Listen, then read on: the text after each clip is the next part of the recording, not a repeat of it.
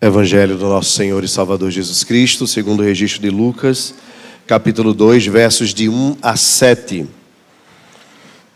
Acompanhe, portanto, a leitura da palavra de Deus. Diz assim: naqueles dias foi publicado um decreto de César Augusto, convocando toda a população do império para recensear-se. O primeiro recenseamento, foi feito quando Quirino era o governador da Síria. Todos iam alistar-se, cada um à sua própria cidade. José também subiu da Galiléia, da cidade de Nazaré, para a Judéia, a cidade de Davi, chamada Belém, por ser ele da casa e família de Davi, a fim de alistar-se com Maria, sua esposa, que estava grávida. Estando eles ali, aconteceu completarem-se-lhe os dias, e ela deu à luz o seu filho primogênito, enfaixou-o e deitou numa manjedoura, porque não havia lugar para eles na hospedaria. Amém, meus irmãos. Até aqui a leitura da palavra do Senhor. Vamos orar. Baixa sua fronte, feche seus olhos. Senhor nosso Deus, te louvamos pela tua palavra e te rogamos, Pai, que ela encontre um lugar muito especial no nosso coração, a fim de que sejamos edificados, Pai. Certamente, Senhor, há muito que nós aprendermos a respeito do nascimento do nosso Salvador.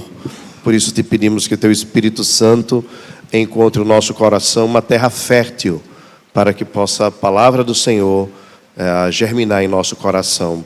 Em nome de Jesus. Amém.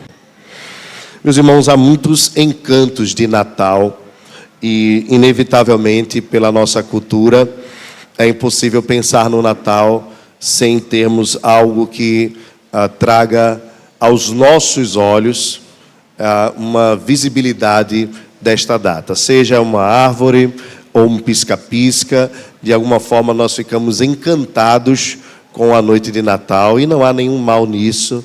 Não há mal nos enfeites, não há mal nos presentes, não há mal na roupa nova, ou até mesmo no jantar de Natal, que costumeiramente nós temos o hábito de nos confraternizarmos.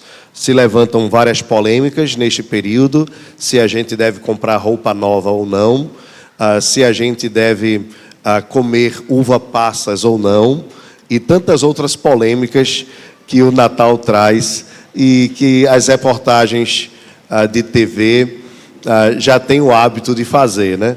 Algumas pessoas também daqui a pouco estarão se preparando para o final do ano e também perguntando qual a roupa que irão. Algumas até vão tentar tomar algum tipo de banho com a erva especial para atrair algum tipo de coisa, né? E aí sim nós encontramos vários problemas. Mas essas épocas, elas são marcadas por tradições, por costumes, por hábitos que cada cultura vai vivendo de forma diferente.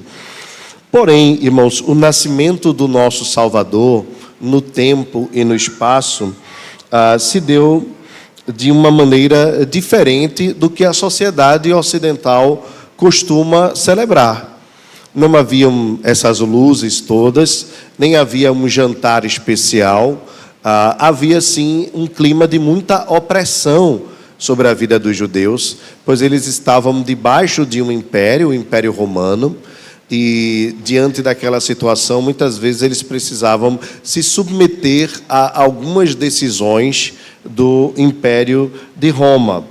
E quando nós observamos, por exemplo, os primeiros versos, o texto nos mostra, então, que a vinda de Jesus, ela aconteceu numa época, ou seja, no tempo e no espaço. Jesus, portanto, é um ser humano histórico. Ele é o Filho de Deus, ele é o próprio Deus, mas ele se fez homem no tempo e na história.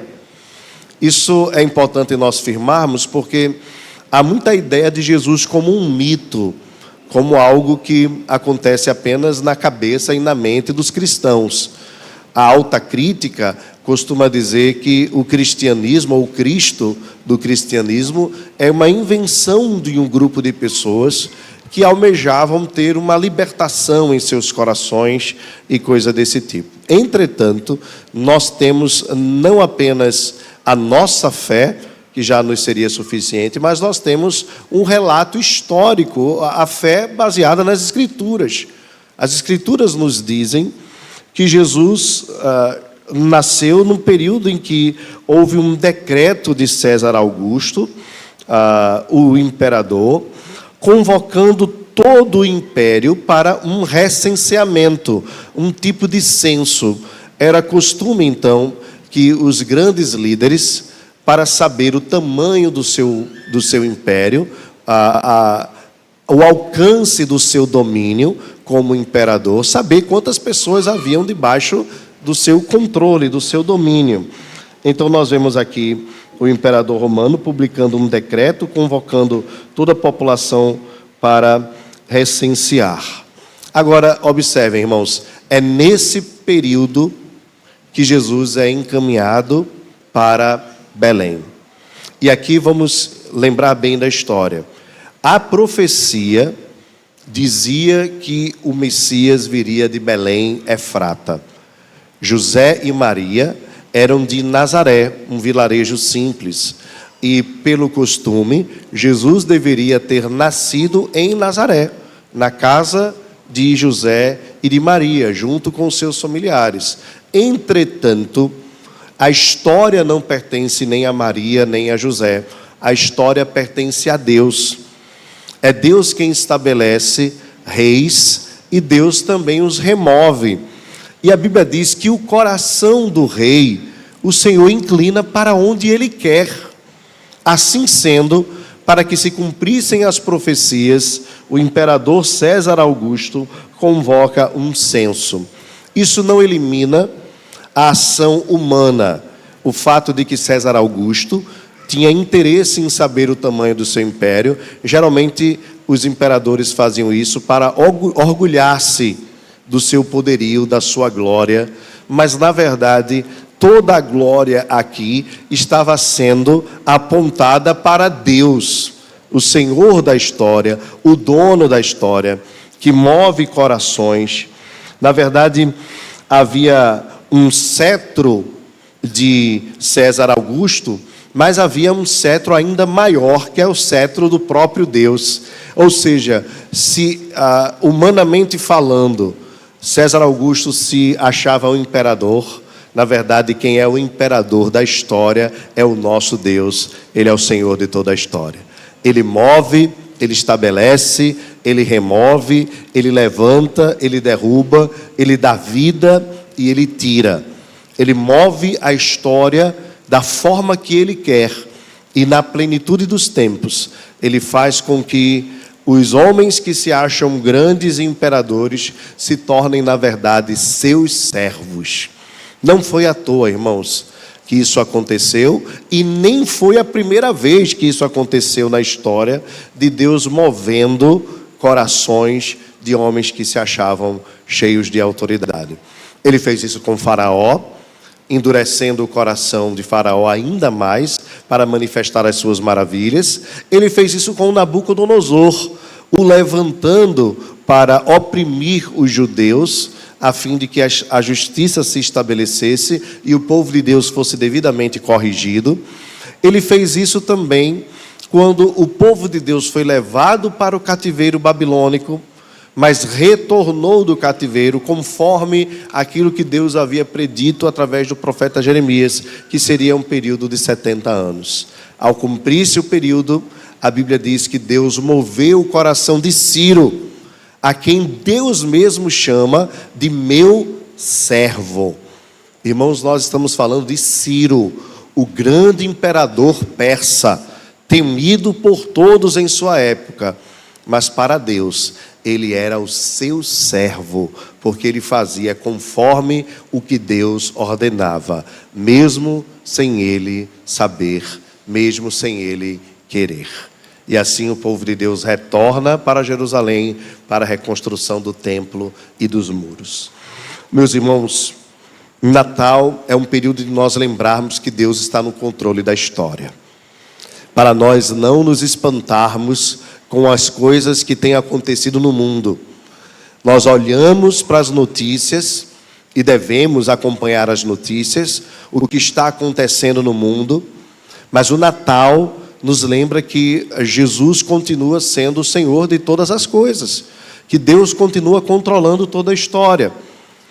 E nós não devemos ficar demasiadamente preocupados quando de repente a coisa sai fora daquilo que nós imaginávamos, como por exemplo quando foi nos dias de Uzias, quando após a morte do rei Uzias, um bom rei de Israel, todo o povo achou que tudo tinha acabado.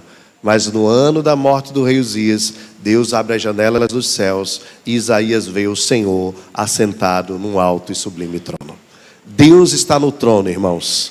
Ainda que as águas tumultuem e espumejem, ainda que estoure contra nós a guerra, ainda que um exército se levante contra nós, ainda que nós sejamos oprimidos, ainda que os males sobrevenham sobre as nossas vidas, o Natal nos lembra que Deus está no controle de toda a história. O Natal nos lembra que Deus é quem comanda nos mínimos detalhes tudo o que acontece em nossas vidas. Portanto, se de repente para você foi um ano de desesperança, hoje é dia de você renovar a sua esperança. Não num Deus que faz conforme o que nós desejamos, o que nós queremos, mas descansarmos num Deus que tem o controle da história e que faz conforme lhe apraz, porque Ele é soberano e os seus planos são sempre bons e todas as coisas cooperam para o bem daqueles que amam a Deus. Se você ama a Deus, diga amém. Amém. Amém. Seja assim em nome de Jesus. Irmãos, a época era uma época importante para a propagação do Evangelho. O apóstolo Paulo disse que era a plenitude dos tempos. E quando nós olhamos o que seria essa plenitude dos tempos, nós podemos observar pelo menos 3 aspectos importantes. Primeiro, o nascimento de Jesus veio debaixo de um império romano. O império romano tinha o costume de ter aquilo que eles chamavam de pax romana. Eles davam a liberdade para os povos que estavam debaixo do seu império terem a sua própria religião, desde que dessem o devido imposto a César. Isso fez com que o judaísmo crescesse naquele período, não apenas em Jerusalém, mas em outros lugares do mundo. E o judaísmo é a preparação para o cristianismo. De sorte que havia também uma ideia de monoteísmo crescendo na história. E além disso, a língua grega ganhou a grande propensão entre o povo, de maneira que havia uma linguagem comum entre praticamente todo o império, e essa língua era o grego koiné, ou chamado grego comum, e fazia com que as pessoas pudessem se comunicar. Por exemplo, os livros do Novo Testamento que nós temos, todos foram escritos em grego, no grego comum, para que as pessoas pudessem acompanhar. Então observe, a religião monoteísta dos judeus, a Pax Romana e também a abertura de estradas. Roma era um império que tinha o hábito de investir muito em infraestrutura. Infraestrutura naquela época era fazer estradas, de maneira que os povos pudessem ser interligados, e a linguagem comum que estava crescente. Estas 3 coisas favoreceram para que na plenitude dos tempos Jesus viesse e o Evangelho pudesse ser propagado para todas as nações. Meus irmãos, Deus é um Deus de detalhes. E aqui eu gostaria de lembrar a você a importância de nós aplicarmos isso à nossa vida individualmente. Porque para muitos esse não foi um ano tão bom. Para muitos esse não foi o ano que se imaginava ter. Algumas coisas aconteceram e talvez estiveram fora do seu controle. E aqui eu queria lembrar a você que está no seu controle não importa muito, desde que você esteja sempre descansando no controle daquele que é o Senhor de todas as coisas. Descanse o seu coração. O Natal renova a nossa esperança e nos lembra que Deus não se esqueceu de nós. A Bíblia diz: aquele que não poupou o seu próprio filho, antes por nós o entregou, não nos daria juntamente com ele todas as coisas que nós necessitamos? Portanto, descanse o seu coração, porque Deus está no controle de todas as coisas. Meus irmãos, há outras lições que nós podemos tirar daqui. Observem comigo com a sua Bíblia aberta. O texto diz no verso 3, que todos iam alistar-se, cada um a sua própria. Vamos ler juntos então, o verso 3. Todos iam, cada um a sua própria cidade. José era de Belém. José era descendente de Judá. Portanto, era necessário que ele retornasse para Belém. Mas o que parecia ser uma viagem que era fruto de uma ordem que ninguém poderia deixar de submeter-se, na verdade era uma profecia. Observe o que diz Miqueias, capítulo 5, verso 2. Vamos abrir as nossas Bíblias. Miqueias, capítulo 5, verso 2. Nós estamos também estudando na nossa escola bíblica dominical os profetas menores. E Miqueias faz parte deste corpo de profetas menores. Miqueias, capítulo 5, no verso 2, diz assim a palavra do Senhor. Vamos ler juntos? E tu, Belém Efrata, pequena demais para figurar como grupo de milhares de Judá, de ti me sairá o que há de reinar em Israel, e cujas origens são desde os tempos antigos, desde os dias da eternidade. Amém. Louvado seja o Senhor. Observem, irmãos, que embora esse censo, essa viagem necessária fosse uma aparente ordenança de obediência, né? A ordenança de César Augusto, na verdade, havia a providência do Senhor se manifestando por meio destas coisas. Aqui, irmãos, importante lembrar aos irmãos, Deus nunca deixa de reger a história. E Deus age por meio de milagres, mas também age, e 99% dos casos, Deus age através da sua providência natural, guiando a história como Ele quer. Ele governa tudo, governa o céu, governa a terra, inclina os corações, apesar da determinação de César Augusto, a verdade é que quem determina mesmo é o próprio Deus, para que todas as coisas acontecessem conforme a vontade dele. Deus então conduz, irmãos, a José e Maria para a cidade de Belém. Deveria ser lá. Caso Jesus não tivesse nascido em Belém, ele não poderia ser chamado de o Messias, o Filho de Deus. Todas as profecias, irmãos, e quando nós olhamos para o Antigo Testamento, nós encontramos cerca de 300 ou mais profecias se referindo a Jesus. Todas elas foram cumpridas pelo nosso Salvador. Alguns da alta crítica costumam dizer que Jesus, sabendo das Escrituras, procurou fazer aquilo que se dizia a respeito do Messias, para que as pessoas acreditassem que ele era o Messias. O problema é quando Jesus era um bebê. O problema era quando Jesus estava no ventre. Como é que Jesus, estando no ventre, poderia guiar o pai e a mãe para irem para Belém? Meus irmãos, a Bíblia é inquestionável.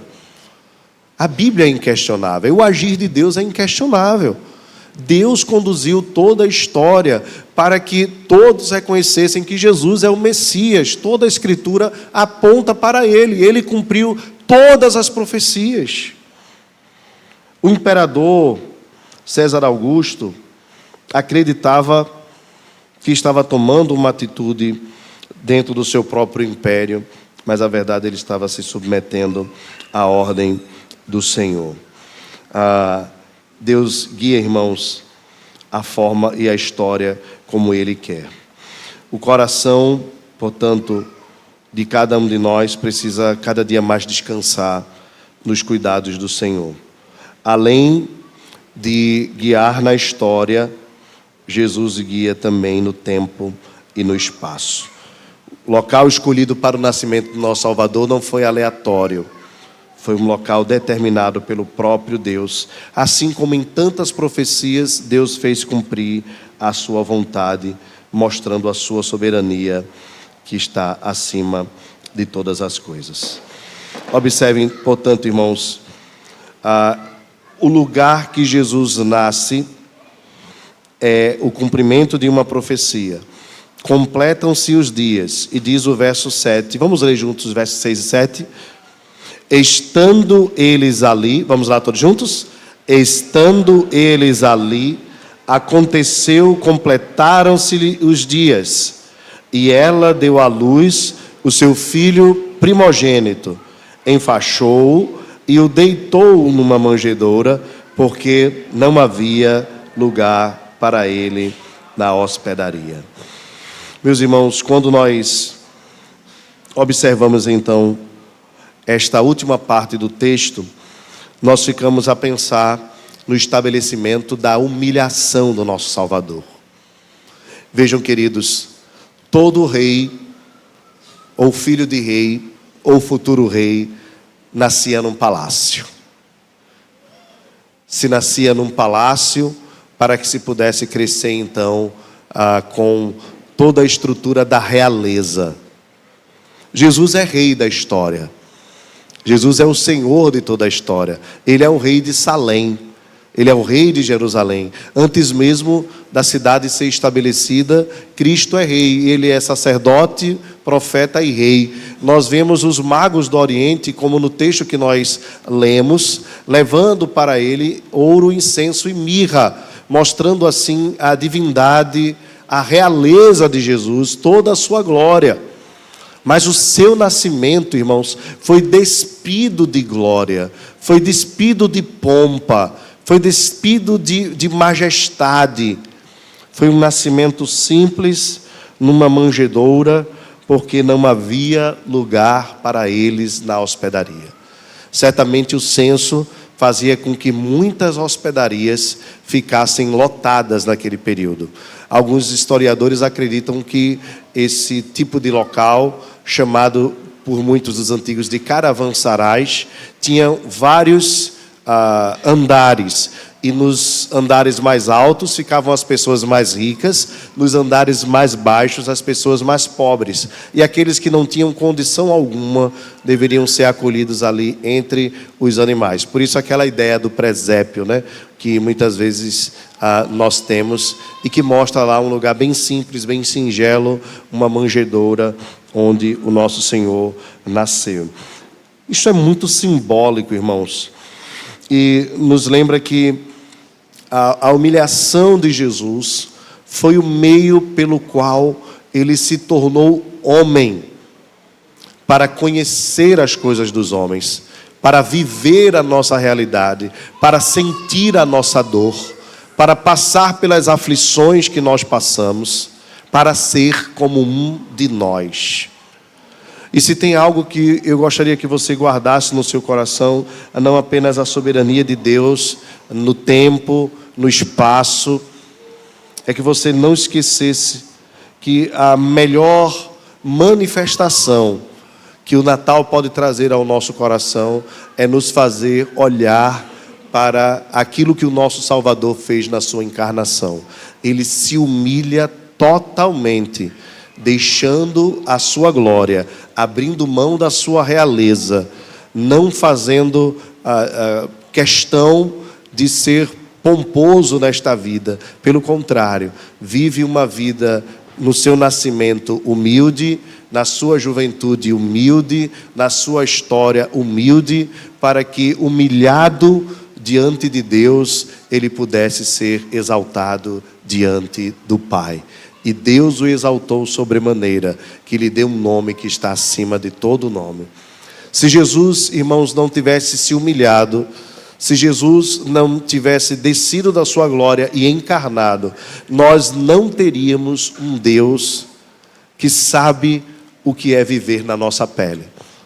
Quando a Bíblia fala que ele se fez carne, manifestado em carne, Quando a Bíblia diz que ele encarnou, que o Verbo virou gente e habitou entre nós, as Escrituras estão nos lembrando que nós não temos um Deus que é alheio às nossas lutas e dificuldades, alheio às nossas necessidades. Ele não é um Deus distante como criam os gregos.